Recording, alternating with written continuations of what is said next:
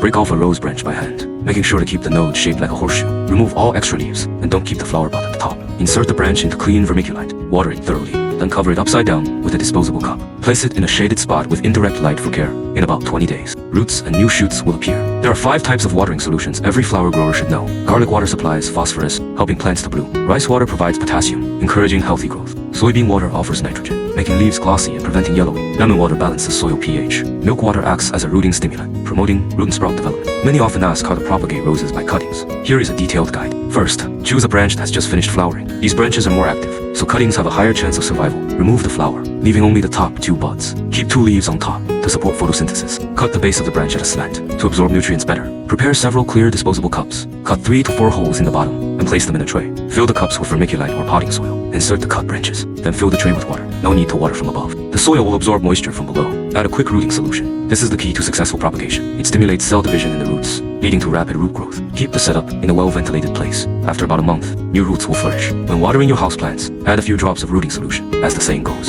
healthy roots grow healthy plants. Strong roots mean lush growth and more vibrant blossoms. Currently, there is a buy one get one offer on quick rooting solution, available via the small yellow cart icon at the lower left. It's the perfect season for propagation. Some flowers don't need buying. Just cut branches from a neighbor's garden. First, remove extra leaves, keeping only 1 leaf at the top. Cut the leaves in half. Make an angled cut at the base. Take a plastic water bottle. Make a slit down the middle without cutting all the way through. Cut several drainage holes at the bottom. Fill with well-draining potting soil. Add live water at the top. Then drop in 2 drops of rooting solution from 82. Place the cutting inside the bottle. After 15 minutes, take it out and plant it in soil. Pour the remaining rooting solution into the bottle. Seal the cap and cover the cut. All done now. Just wait for roots to grow.